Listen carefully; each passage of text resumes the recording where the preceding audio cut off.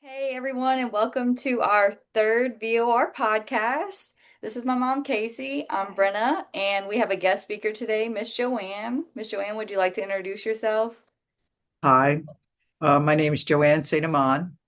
I have a sister, Rosemary, who's profoundly intellectually disabled that I've been advocating for um, probably for my entire life. Um, Rosemary has the intellectual capacity of like a 3-month old, so she doesn't really understand anything. She needs help with everything, all aspects of daily living. And I've been trying to be at her side as much as I can. She lived at home until she was 20. And then at that time, my parents decided to find a placement for her. And we were very fortunate to find an intermediate care facility in New Jersey, a state-run developmental center. And she was placed there at the age of 20. My parents stayed very active in her life, and at the center, they joined the Parents Association and stayed very involved. Fortunately, my dad died young. He was 63. And that's when I stepped up and got more involved with advocating for her. And my mother didn't drive, so I would take her. We would visit my sister regularly. In the beginning, we would take her home for visits when we could. But again, Rosemary's profoundly intellectually disabled and doesn't walk or talk. So, we would have to lift her and carry her to move her anywhere. So, the center's been great. I don't know what we would have done without the intermediate care facility. They take care of everything. Um, they have on-site doctors, full recreation department. It's licensed as an intermediate care facility with CMS. So there is a big manual of rules and regulations to follow. There's a lot of oversight, and we've been very happy with the care. Rosemary turned 70 in March, so Um, she is, it's a direct tribute to the care that she's gotten over the years. Uh, wow, that's amazing. I love that story. And you're a sibling like me, so I totally yes, can yes, relate to that. yes. My mom, So my brother Anthony and I are co-guardians for Rosemary. that's so awesome. We share the responsibilities of making sure everything is done right for her, and we've been very fortunate. And she's doing well.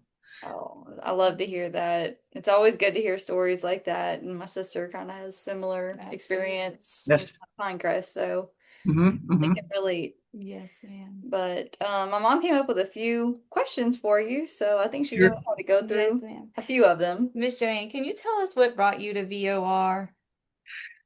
Yes. Well, I was getting involved in the family association at Woodbridge Developmental Center where my sister was living at the time. And we were visited by, at that time, Polly Spare, I think one of the organizers for VOR. And she came and spoke to the family association and, explained what VOR, what the organization was about. And we joined right away. I think my whole family organization joined at that time. And I think it was in the 1990s when my husband and I started to attend the legislative initiatives in Washington. And I'll tell you, it was a real eye opener. We had no idea that there were so many other families in the same situation Yeah, and I feel the same advocating, way. right? It was such a great networking with the other families. And when you left there, you felt charged and you felt like you're not alone and you felt empowered and you had a direction and things that you could do and a support system. I mean, VORs educated me and encouraged me. So I can't say enough good things about VOR. I think the camaraderie and the other thing is, you know, there's I guess about 5% of the entire disability population, individuals with disabilities that are really profoundly or severely uh, impaired. And it's that population that over the years has always been sort of put on the side and not really talked about. We hear from the self-advocates, which is great, and also a lot of the other individuals. And thank God they're not as impaired as Rosemary, somebody like Rosemary. And so there are people advocating for them, and some of them can advocate for themselves. But it's this population that really needs total care and services that we don't hear about often enough, and that's what VOR was out there making sure everyone's voice is heard, not just us. So and to be for choice, not just only this, only a group home in the community, or only I want to stay at home with service for everything. Somebody, and like Rosemary, who I think does the best in a congregate care facility where she can see other individuals that have similar disabilities to her, even if they just, I see her eyes follow them when they wheel them down the hallway or walk in. So I know she's paying attention. But to service that type of population also and be the right services. So I just, VOR just spoke to me that was it. For choice for everyone, no matter what it is. Katie's doing well at Pinecrest. That's fantastic. I think Rosemary's doing good at Greenbrook. And well, I know many families that they're doing self-directed, and that's working for them. So we need to stand together and advocate for whatever it is. And never cut services, no matter what. Yeah. I agree with that. Yeah. Yes, I love what VOR stands for and how we're fighting for people that don't have a voice, like my sister. Exactly. She can't Mhm. fight. Rosemary can't fight for herself. So it's just amazing that this kind of thing exists. Mhm. I'm definitely all on board with you on that one, Miss Joanne. So, Miss Mm. Joanne, here's another one for you. What moment brought you the most joy with advocating for VOR? Oh, the most joy. I think just the camaraderie and the support from the other families really made me feel like, we're not alone. There's people out there, and they understand the path that you walk, and they're not critical, they're supportive. So just knowing that they were there. I guess in the beginning I was a little naive and said, and you think, oh well, I'll call VOR and they'll help me here, but they empower you to do the work, and they give you the tools that you need, the direction. So that's been definitely one of the bright points in this whole journey, to have VOR, and the support there, to know that they're there. So why we all work so hard to stay connected.